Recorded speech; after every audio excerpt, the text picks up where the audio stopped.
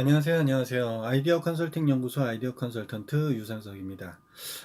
오늘 이야기할 아이디어 소스, 아이디어 365 코너에서 이야기할 아이디어 소스는 우리가 여행 갈 때 쓰는 어, 캐리어에 대한 얘기네요. 며칠 전에 방송에서 캐리어가 나갔죠. 어, 에어뮬이라고 하는 그 아이템이 공유 아이템이 나갔었죠. 방송에서. 다시 한번 리뷰를 해드리면 에어뮬은 뭡니까? 뮬이라는 뜻이 노새란 뜻이니까 소화물이 없는 고객과 소화물이 있는 고객 중에 소화물이 없는 고객한테 그 짐을 나눠줘서 그 사람이 대신 그 여행지까지 같이 들어주어서 수익을 주는. 왜냐면 비행사에서는 소화물이 적든 소화물이 많든 결론은 돈은 똑같이 내거든요. 그러니까 그것을 뭔가 세이브 시킬 수 있는 것을 해주는 소화물 운송 공유 앱이 이제 에어뮤리였잖아요. 그런 것이 있는데 오늘은 그 원천적인 단계의 캐리어에 대해서 이야기를 해보려고 합니다. 캐리어.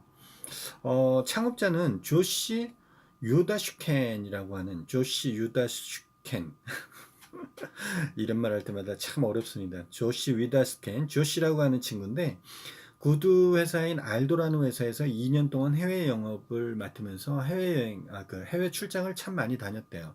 그런데 그때마다 느끼는 것이 그 투박한 어떤 이 캐리어의 그 모습들을 보게 되는 것이 왜 캐리어는 변하지 않을까 이런 생각을 하고 있다가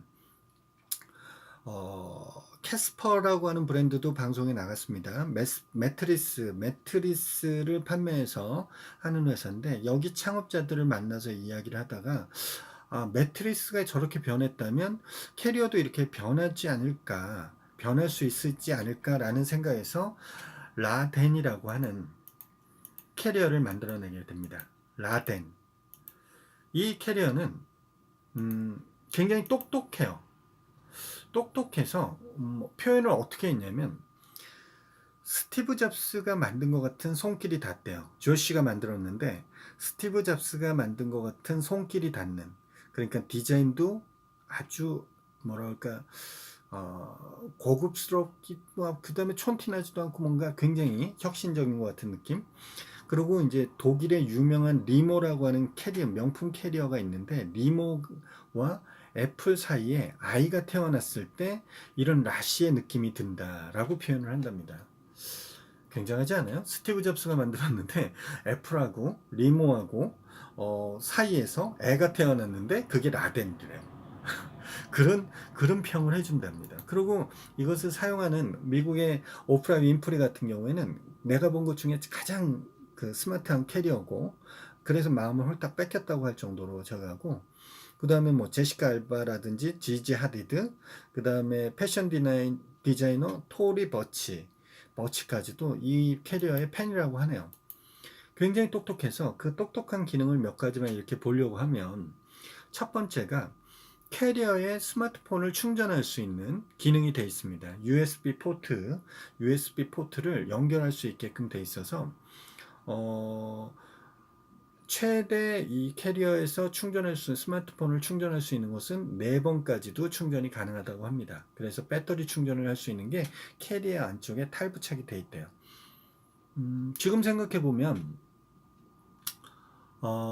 충전기를 가져가서 그 나라의 만약에 뭐 220V하고 안 맞다 그러면 그걸 전환하는 것을 가져가서 또 충전을 해야 되고 하는데, 애초에 내가 가는 뭐 비행기 수화물 공간에 내 캐리어가 있겠지만 그 안에 애초에 내게 충전이 될 수 있는 캐리어 안에 충전팩이 있다 그러면 내가 내렸는데 충전이 다 돼 있다. 그러면 굳이 거기에다 저거 할 필요가 없는 거죠. 이 캐리어에 충전할 수 있는 여기에만 충전하면 되니까. 그러면 캐리어 안에다가 뭐 넣어놓기만 하면 언제든지 충전이 되는 거잖아요. 그렇죠? 캐리어 안에 충전할 수 있는 무언가를 도구를 부착한다는 발상도 굉장히 재밌었던 것 같습니다. 두 번째는 에어뮬에서 수화물에 대한 무게를 비행사에서 1인당 지정할 수 있는 것까지 한다고 했었잖아요. 그래서 실제로 이 라덴에는 캐리어에 달려있는 센서가 있어서 블루투스로 스마트폰하고 연결이 돼서 이 앱하고 라덴 앱하고 연결이 된답니다. 그래서 이 손잡이를 잡고 들었을 때 들으면 실제 수화물의 무게가 얼마나 되는지, 각 항공사의 수화물 규정하고 규합하는지 이런 것까지 체크할 수가 있다고 합니다. 세 번째가 이게 전 더 재밌었던 것 같아요. 지금 모든 것들이 보면 전부 앱으로 어플리케이션하고 연동된다는 걸 아실 수 있죠. 이게 이제 IoT 아닙니까? 기본적으로 IoT죠. 여러분들이 IoT 하니까 뭐 전등을 제어하고 커튼을 제어하고 냉장고를 제어하고 선풍기를 제어하고 청소 로봇을 돌리고 뭐 이것만 IoT라고 생각하는데, 실제로 이런 무형의 전원이 들어가지 않는 이런 소화물도 핸드폰의 어플리케이션하고 연동이 된다 그러면 IoT가 될 수 있죠. 그 IoT 기능 중에 하나가 30m 범위를 내 가방이 벗어나면 이 핸드폰의 라덴 앱으로 확인을 할 수 있다는 겁니다. 이 라덴 앱으로 이게 어느 정도까지 갔는지. 근데 만약에 이게 내가 뭐 여행지 갔다 잊어버렸다 그러면 그것이 넘어가게 되면 그 라덴 앱을 쓰고 있는 제일 가까운 사람하고 또 그게 겹치게 해서 나타난대요. 그래서 이 고객이 지금 30km 범위를 넘어갔다라고 해서 뜨게 된답니다. 자신 거도 뜨고 그 범주 안에 넘어온 게 뜨는 거죠.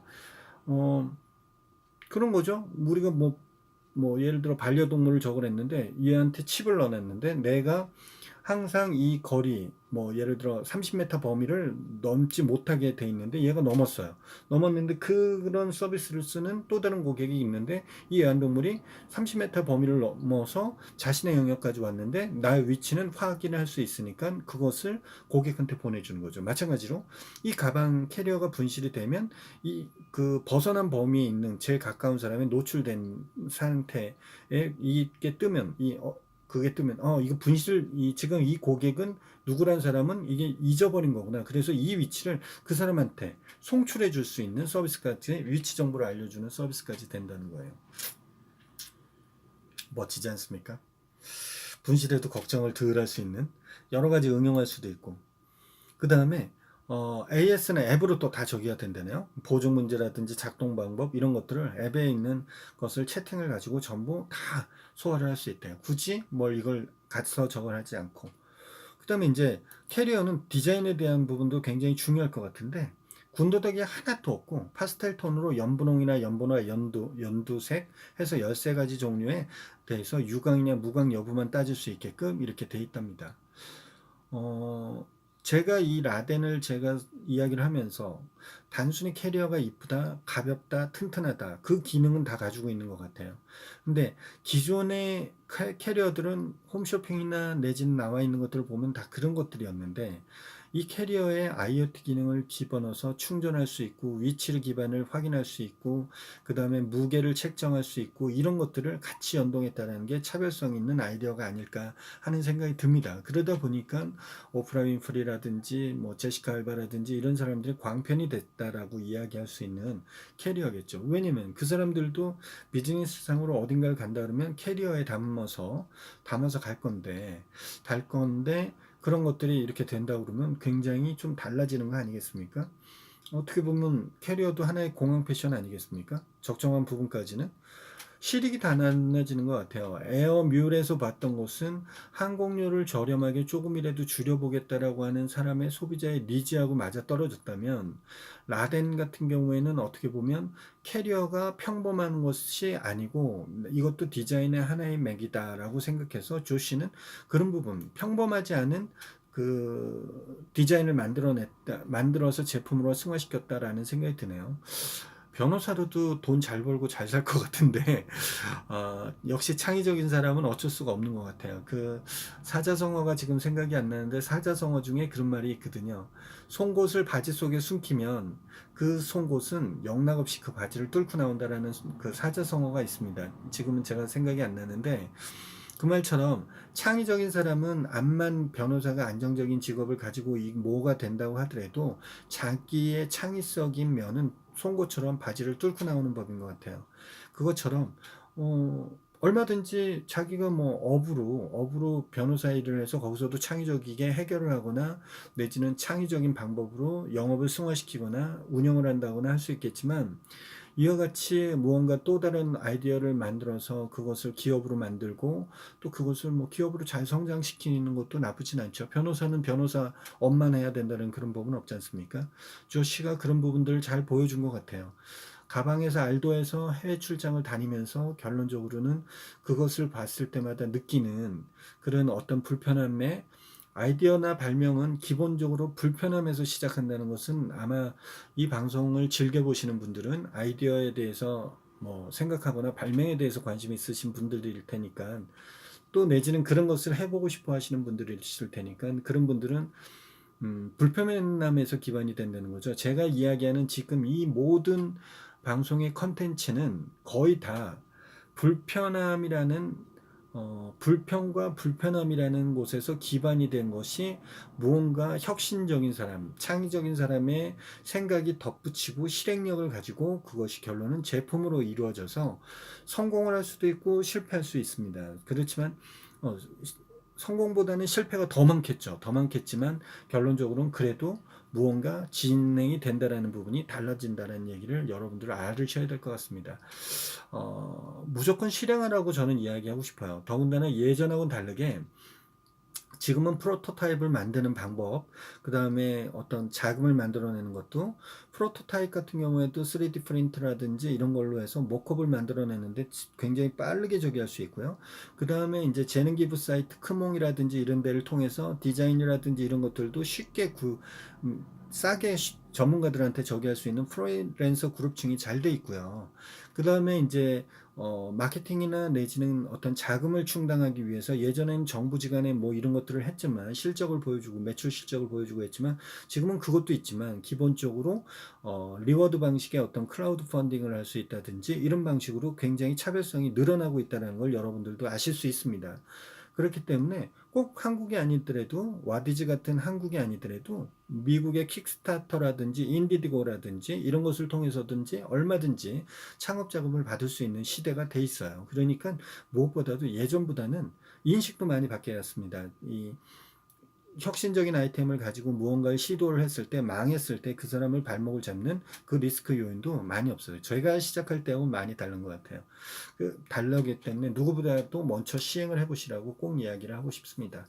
오늘 변호사 출신의 창업자 조 씨가 만든 라덴이라는 캐리어를 가지고 이야기를 했지만 다음에도 캐리어가 좀 더 나올 것 같아요. 제가 미리 봐둔 자료가 있으니까 여러분들의 아이디어와 좋은 의견이 있으면 아래 댓글로 참여해 주시고요. 저하고 직접적 소통을 원하시는 분들은 카카오톡에서 아이디어 컨설팅 연구소나 아컨TV를 검색해 주시고요. 이 영상이 좋으셨으면 좋아요 꾹, 아직까지 구독하지 않으신 분 구독하기 쿡 해주시기 바라겠습니다. 아이디어 365는 매일매일 진행된다는 거 아시죠? 내일 이 시간에 다시 뵙도록 하겠습니다. 내일 뵙겠습니다.